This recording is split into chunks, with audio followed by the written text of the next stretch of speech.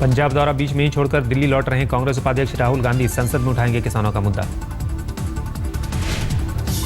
चंडीगढ़ से रवाना होने से पहले बोले राहुल गांधी, किसान मजदूरों की आवाज उठाना जारी रखूंगा।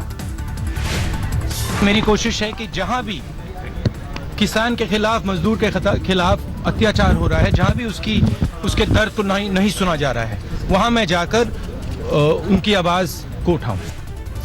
कल सरहिंद, खन्ना और गोविंदगढ़ मंडी में किसानों से मिले राहुल, उनकी हालत पर जताई नाखुशी। खन्ना में राहुल गांधी ने किसानों को किया संबोधित, सरकार पर उद्योगपतियों के लिए काम करने का आरोप लगाया। जितना मजदूर है हमारे बिहार या नेपाल से आए हुए, सबका बीमार हो रहा है। बोला जो सबका हम विश्वास दिलाते हैं जो जल्दी से जल्दी इस समस्या का सुलभ होगा। बीती रात चंडीगढ़ के हिमाचल वन में रुके राहुल गांधी, वहां तैनात गार्ड का भी हालचाल पूछा। हालचाल पूछे, बहुत अच्छा बिहेव लगा उनका। उन्होंने एक बिल्कुल आम इंसान की तरह हमें बहुत अच्छे से हेलो करी और बेटा कैसे हो आप कह के वो सीधे अंदर चले गए। बीती रात सरहिंद के चीमा हवेली में राहुल ने किया डिनर, अंबिका सोनी समेत कई दूसरे नेता थे मौजूद। गुरुवार को राहुल गांधी का महाराष्ट्र दौरा, अमरावती जिले के 5 गांवों में किसानों से करेंगे मुलाकात। बादल सरकार का अहम फैसला, 2 दिन के अंदर किसानों की सभी फसलों की होगी खरीद। काठमांडू में 84 घंटे बाद मलबे से जिंदा निकाला गया एक शख्स, 10 घंटे तक चला रेस्क्यू ऑपरेशन। गोंगबू इलाके में 7 मंजिला इमारत के मलबे में दबा था पीड़ित, सशस्त्र प्रहरी बल और फ्रेंच रेस्क्यू टीम ने चलाया अभियान। नेपाल में मरने वालों का आंकड़ा 5000 के पार पहुंचा, आज 5वें दिन रेस्क्यू और बचाव का काम जारी। नेपाल के प्रधानमंत्री सुशील कोइराला ने कहा, 10,000 से ज्यादा मौत की आशंका, मौजूदा राहत कार्य को बताया अप्रभावी। रसुआ के लांगटांग में भूस्खलन, करीब 250 पर्यटकों के लापता होने की खबर।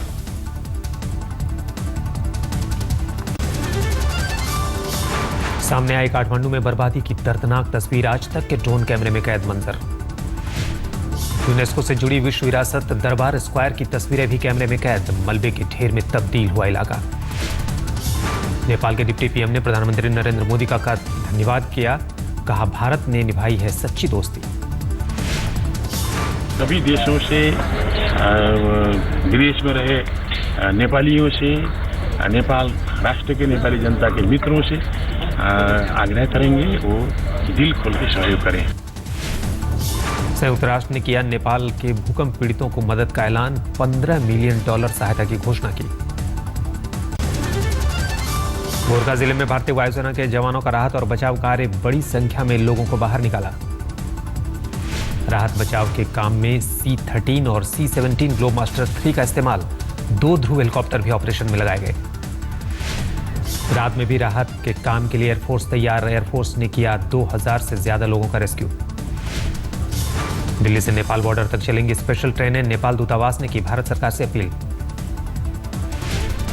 नेपाल में ऑपरेशन मैत्री जारी, एनडीआरएफ की 19 टीमें राहत और बचाव में जुटी, 20 विमान और हेलीकॉप्टर भी मुहिम में शामिल। नेपाल के राजदूत दीप उपाध्याय बोले, भारत की मदद नेपाल के लिए ब्लैंक चेक जैसा।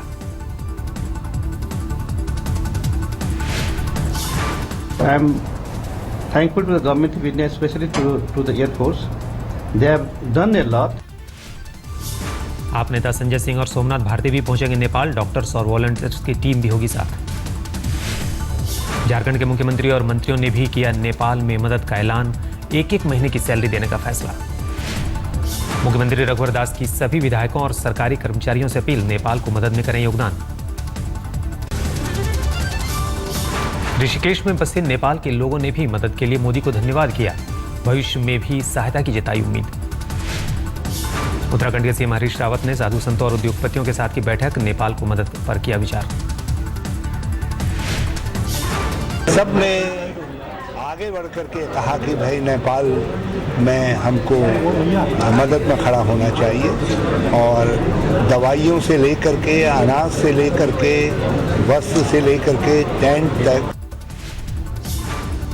10 स्पेशलिस्ट डॉक्टर नेपाल भेजेगा इंडियन मेडिकल एसोसिएशन, 30 अप्रैल को रवाना होगी टीम। हम लोग दिल्ली, अहमदाबाद और महाराष्ट्र से जो सुपर स्पेशलिस्ट हैं प्लास्टिक सर्जरी के, ऑर्थोपेडिक्स के अंदर में सर्जन्स के, उन लोगों को हम भेज रहे हैं। यूपी सरकार ने नेपाल भेजी राहत सामग्री। गोरखपुर के रास्ते सोनौली बॉर्डर होते हुए 28 ट्रक रवाना। छपरा में प्रवीण तोगड़िया ने किया नेपाल की मदद के लिए ऐलान। बड़ी संख्या में लोगों ने दी सहायता राशि। लखनऊ से ऑपरेशन मैत्री के तहत 11 ट्रक राहत के सामान के साथ रवाना। सेना ने टेंट, कंबल और प्लास्टिक शीट भेजे। कानपुर के सेंट्रल ऑर्डिनेंस डिपो ने भी किया मदद। 11 ट्रक टेंट, त्रिपाल और कंबल नेपाल भेजे। काठमांडू में लोगों ने किया कैंडल मार्च। भूकंप में तबाही में जिंदगी गंवाने वालों को दी श्रद्धांजलि। धर्मशाला में भूकंप के शिकार लोगों की याद में प्रार्थना सभा। तिब्बत सरकार ने किया आयोजन। नेपाल के संकट के से सही सलामत अपने शहर लातूर लौटे डॉक्टर दत्ता गोजमगुंडे। घर वालों ने आरती उतार कर किया स्वागत। नेपाल में भूकंप से बचकर मुंबई लौटे 5 दोस्त। भारतीय सेना के जज्बे को किया सलाम। लेकिन थोड़ा सा जमीन हिला तो तभी समझे कि कुछ तो अलग ही सीन हो रहा है। उतना समझ में नहीं आता ना, उतने तक 7.9 का वहाँ पे भूकंप हुआ। जम्मू के गोरखनगर के 2 भाइयों का अब तक नहीं मिला सुराग। काठमांडू गए थे दोनों भाई। फर्जी सर्टिफिकेट मामले में दिल्ली के कानून मंत्री जितेंद्र सिंह तोमर ने पेश किया आरटीआई से मिला जवाब। कॉलेज से जानकारी मिलने का दावा। आरटीआई से मिली जानकारी के आधार पर तोमर ने डिग्री को सही बताया। यूनिवर्सिटी से संबंधित कॉलेज का छात्र होने का किया दावा।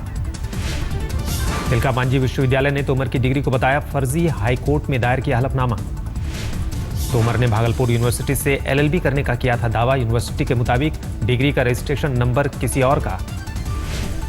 तोमर ने उसी डिग्री के आधार पर एक बार काउंसिल में कराया था रजिस्ट्रेशन। कोर्ट ने बार काउंसिल से जांच की रिपोर्ट मांगी।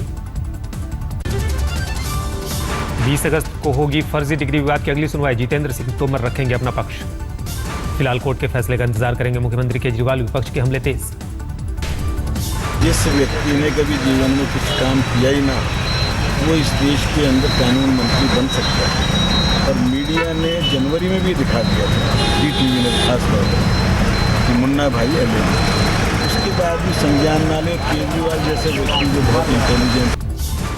कांग्रेस ने भी केजरीवाल और तोमर का किया घेराव। पूछा आम आदमी पार्टी में ये कैसी नैतिक। अगर ये मसला न्यायालय के पास है तो क्या विपक्ष को न्यायालय और न्याय प्रणाली में विश्वास नहीं है, यकीन नहीं है? और अगर है तो अधीर होने की बजाय, ट्रेडिशनल पॉलिटिकल रूल से प्ले अप करने की बजाय मसले को, हमें लगता है कि धैर्यपूर्वक इंतजार करना चाहिए।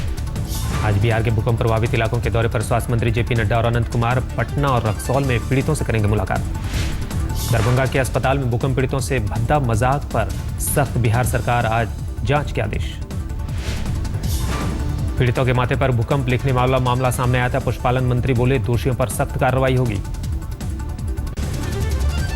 यूपी में मंगलवार को आंधी और बारिश का कहर, 19 लोगों की हुई मौत।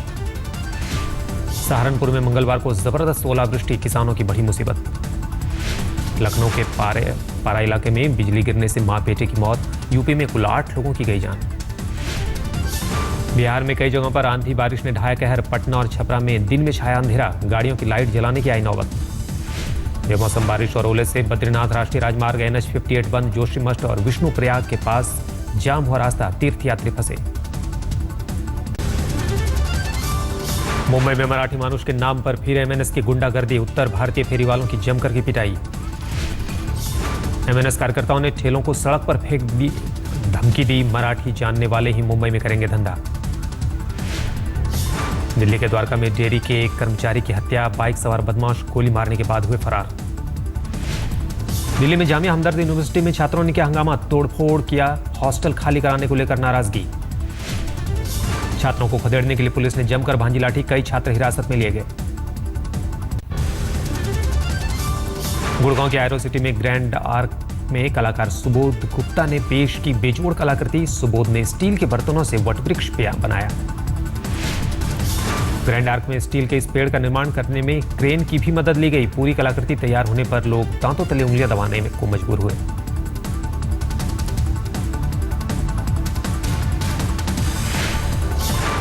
कला एक ऐसी चीज है जो सिर्फ लिखकर और बोलकर नहीं जानी जा सकती, वो अपनी जहन में चली जाती है। तो ये कला का एक बहुत बड़ा इतिहास है और कला का एक बड़ा महत्व है, तो ये बहुत ही बड़ी बात है। टीम एमआरएफ ने इस सीजन की एशिया पैसिफिक रैली चैंपियनशिप का पहला राउंड जीता। टीम के ड्राइवर पोटस टिडमेंड और को ड्राइवर एमिल ने शुरू से ही बनाई थी बढ़त। टीम एमआरएफ ने 5 मिनट 51.8 सेकंड की लीड के साथ बनी चैंपियन। दूसरे पायदान पर रहे टीम एमआरएफ के ही गौरव गिल और ग्लेन मैकनेल। 282 किलोमीटर की इंटरनेशनल रैली ऑफ वांगेरी में शामिल हुई 48 कारें। आईपीएल में चेन्नई सुपर किंग्स की रोमांचक जीत, 2 रन से कोलकाता नाइट राइडर्स को दिमाग।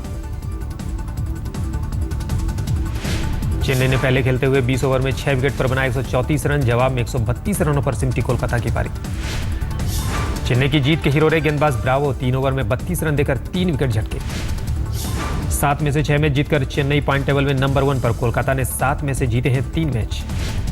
आईपीएल में आज बेंगलोर और राजस्थान के बीच मुकाबला। रात 8 बजे से बेंगलोर में खेला जाना है मैच।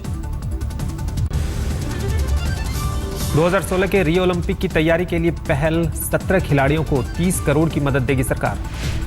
अभिनव बिंद्रा, गगन नारंग और कुछ खिलाड़ियों को मिलेंगे 1-1 करोड़। मैरी कॉम, सुशील कुमार को 75-75 लाख। पोडियम स्कीम के तहत खिलाड़ियों को मदद देगी सरकार। लिस्ट में ज्वाला गुट्टा और अश्विनी पोनप्पा का नाम नहीं।